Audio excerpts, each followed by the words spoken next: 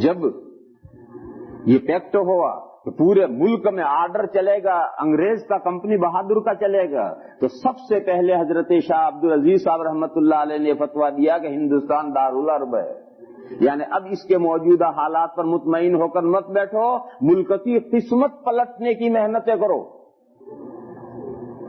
چنانچہ جو سب سے پہلا جہاد ہوا ہے وہ جہاد ہوا ہے حضرت سید احمد بریلوی رحمت اللہ علیہ اور حضرت شاہ اسماعیل شہید رحمت اللہ علیہ، ان کا سب سے پہلا جہاد ہوا ہے انگریزوں کے خلاف۔ بڑی لمبی داستان ہے، پھر ہوتے رہے، ایک سلسلہ چل پڑا، مسلسل انگریزوں کے ساتھ ٹکراؤ ہوتا رہا، یہ جہاد ہوا۔ پھر اس کے بعد میں سلطان ٹیپو انگریز کے ساتھ لڑے، جھانسی کی رانی انگریز کے ساتھ لڑی، یہ سب اس انگریزوں کے ساتھ مقابلے تھے ملک بچانے کے، لیکن انگریز پورے ملک پر پنجہ گاڑ چکا تھا، اور یہ کوششیں اور محنتیں، تھوڑی تھوڑی کوششیں اور محنتیں تھی، کامیابیاں نہیں ہوتی گئی، اور تمام کوششوں میں ہارتے گئے، کا ناکام ہوتے گئے، یہاں تک کہ ہوتے ہوتے ہوتے ہوتے یہ صورت آئی کہ 1857 میں مغل حکومت کا جنازہ نکل گیا، اور بہادر شاہ ظفر کو قید کر کے رنگون بھیج دیا گیا، اور مغل خاندان کے ایک ایک بچے کو قتل کر دیا گیا، کوئی خاندان میں رہا ہی نہیں۔ تو جب یہ صورتحال پیش آئی تو ایک دم ملک کے اندر پھر ابال آیا انگریز کے خلاف۔ اس وقت جو جہاد ہوئے ہیں وہ جگہ جگہ انگریزوں کے ساتھ ٹکراؤ ہوئے تھے، اسی وقت کے جو جہاد اپنے بزرگوں نے لڑے تھے وہ شاملی کا جہاد کہلاتا ہے۔ یہ وہ دور ہے جس دور میں حضرت مولانا قاسم صاحب نانوتوی، حضرت مولانا رشید احمد صاحب گنگوہی اور حضرت حاجی امداد اللہ صاحب اور حضرت حافظ ضامن شہید صاحب، ان لوگوں کا یہ دور ہے۔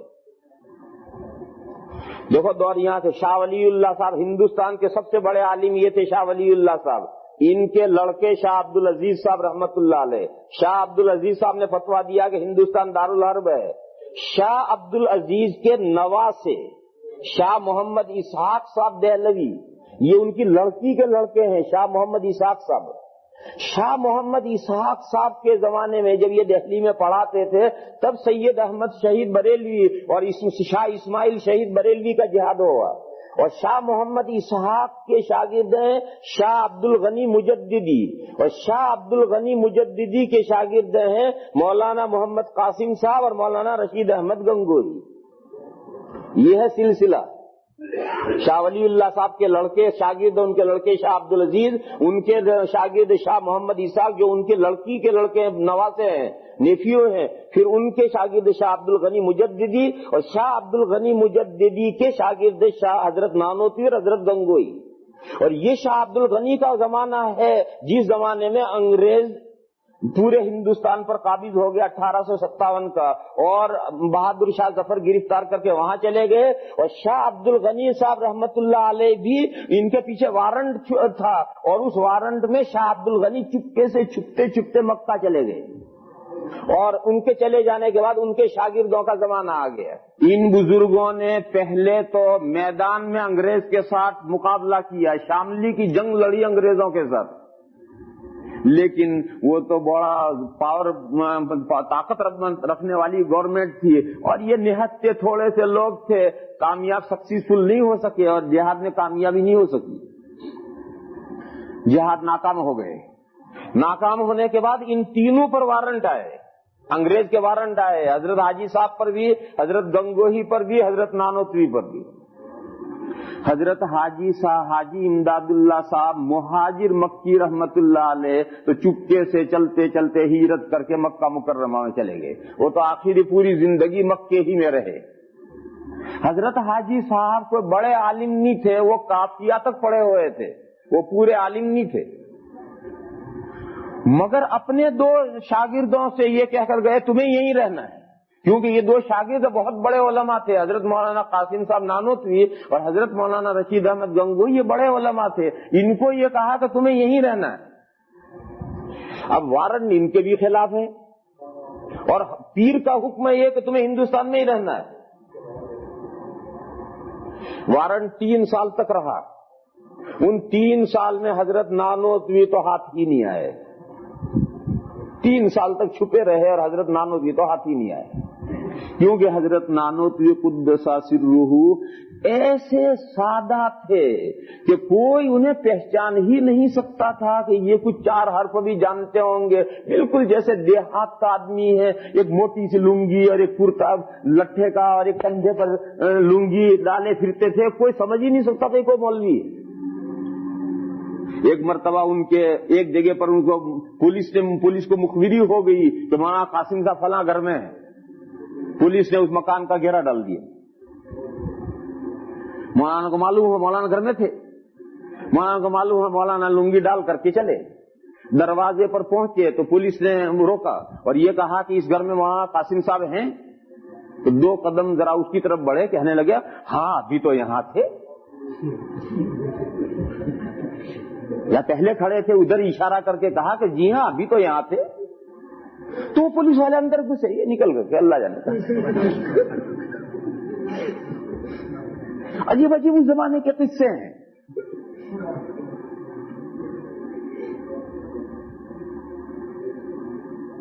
ایک مرتبہ حضرت تفریح کرتے کرتے دیوبند کے قریب میں ایک مانکی گاؤں ہے.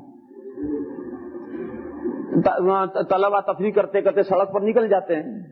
تو حضرت تفریح کرتے کرتے وہاں پہنچے, مغرب کی نماز کا وقت اور گاؤں میں چلے گئے. تو لوگوں نے کہا کہ حضرت نماز, ان لوگوں نے کہا یہ مولوی آیا اسے کو نماز پڑھائے. امام اتفاق سے نہیں تھا. تو حضرت نے نماز پڑھائی اور اللہ جانے کیا ہوا کہ دونوں رکعتوں میں قل یا ایھا الکافرون پڑھی. پہلی رکعت میں بھی قل یا ایھا الکافرون پڑھی, دوسری میں بھی وہی پڑھی. بھول گئے یا اللہ جانے کیا ہوا. بس سلام پھیرنے کے بعد نمازیوں نے شور مچایا, نماز نہیں ہوئی, نماز نہیں ہوئی, نماز نہیں ہوئی.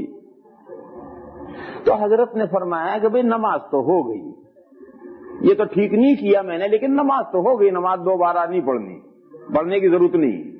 ان کا نہیں, نماز نہیں ہوئی, ہم کل دیوبند جا کے مسئلہ پوچھیں گے. تو حضرت نے فرمایا پوچھ لیجیے. خیر حضرت سنت پڑھ کر گھر چلے آئے. مغرب تو ہوگی. دوسرے دن صبح گاؤں کے 10-15 آدمیوں کا وفد آیا دارالعلوم میں اور کہا یہاں بڑا مولوی کون ہے. یہ دیوبند کی زبان ہے, بڑا مولوی کون ہے, یہاں سب سے بڑا مولوی کون ہے. تو طالب علم حضرت کے پاس لے گئے, حضرت نانوتوی کے پاس. اب وہ سارے وہاں جا کر دیکھتے ہیں تو وہی تو تھے نماز پڑھانے والے. تو اب سارے جا کے باادب بیٹھ گئے. حضرت نے پوچھا بھائی کیوں آئے ہو, تو بولتے نہیں. حضرت نے پوچھا بھائی کیوں آئے ہو, تو بہت پوچھا تو ایک بولا, کہنے لگے اجی حضرت جی تو کل وہیں کہہ دیتا کہ میں ہی بڑا مولوی ہوں تو ہم یہاں نہ آتے.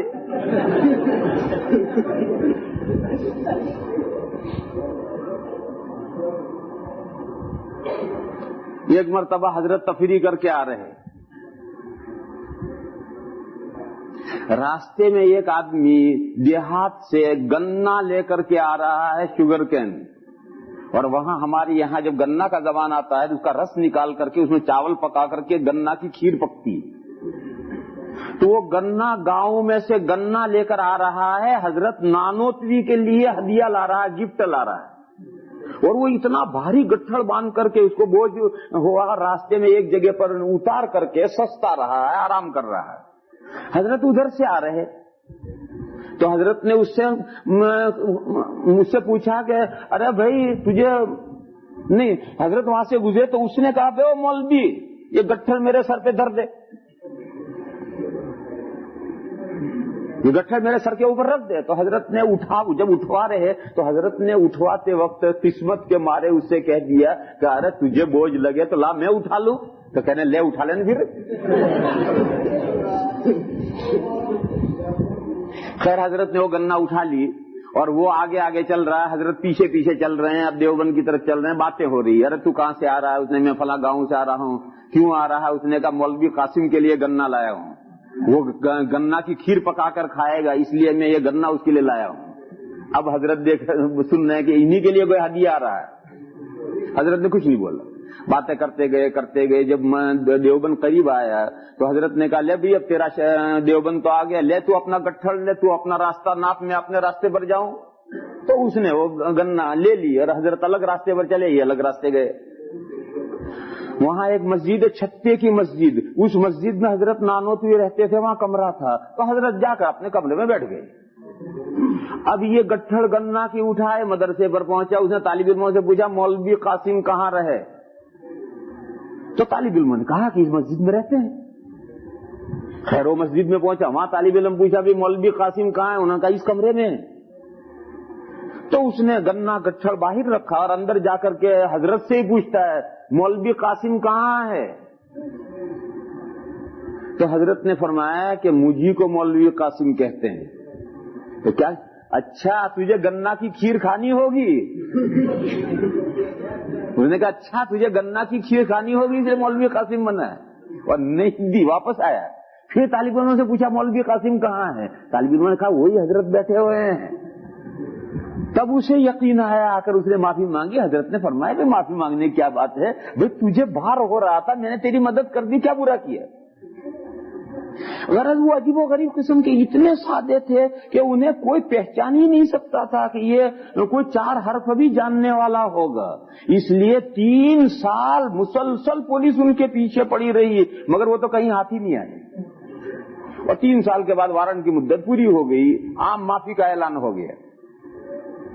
حضرت گنگو ہی پکڑے گئے، جیل میں گئے، ان کے خلاف مقدمہ چلا، سہارنپور کی کورٹ میں ان کے خلاف مقدمہ چلا اور انگریز کی کورٹ میں مقدمہ چلا۔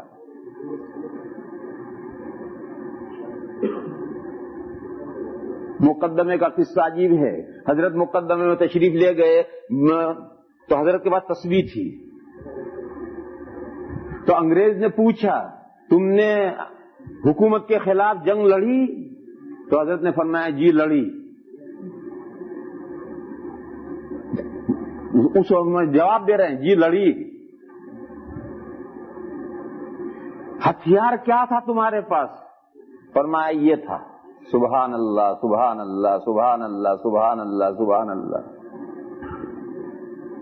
بس اس کے علاوہ کوئی تیسرا جواب۔ لڑی گورنمنٹ کے خلاف جنگ لڑی؟ ان کا لڑی۔ ہتھیار کیا تھا؟ کہا یہ تھا، سبحان اللہ سبحان اللہ سبحان اللہ۔ پتہ نہیں ان 2 باتوں کے کیا اثرات پڑے اس جج پر کہ اس نے بالکل بے گناہ ڈگری کر دی، اور اس نے لکھا کہ یہ تو کوئی پاگل آدمی معلوم ہوتا ہے مجھے، یہ گورنمنٹ کے خلاف کیا جنگ لڑے گا۔ یہ اسے ڈگری میں لکھا کہ یہ شخص جس پر الزام ہے کہ اس نے گورنمنٹ کے خلاف جنگ لڑی ہے اور لیڈنگ پارٹ ادا کیا ہے، یہ لیڈنگ پارٹ کیا ادا ہے تو پاگل آدمی مجھے معلوم ہوتا ہے، اور یہ بالکل بے گناہ ہے، اس پر الزام ہے، یہ گورنمنٹ کے خلاف جنگ لڑنے والا نہیں۔ تو حضرت تو یوں بری ہو گئے ڈگری سے، سہارنپور کی جیل سے چھوٹ کر الزام سے بری ہو کر حضرت تو گھر آئے، اور حضرت نانوتوی پکڑے ہی نہیں گئے۔ خیر جب یہ 3 سال گزر گئے اور عام معافی کا اعلان ہو گیا، اس 3 سال کے اندر صرف یو پی میں 10,000 علماء کو پھانسی دی گئی۔ ان 3 سال کے اندر صرف یو پی میں، پورے ملک میں کیا ہوا ہوگا، پورے دنیا تو اللہ جانے، صرف یو پی میں 10,000 علماء کو پھانسی دی گئی۔ اور علماء نہیں، یہ عام قانون تھا کہ جس کا لمبا کرتا اور داڑھی دیکھو، کوئی مقدمہ چلانے پکڑو اور پھانسی دو، وہ مولوی ہے۔ جس کا لمبا کرتا ہو اور داڑھی ہو، بس وہی بس علامت مولوی ہے، اسے پکڑو اور پھانسی دو۔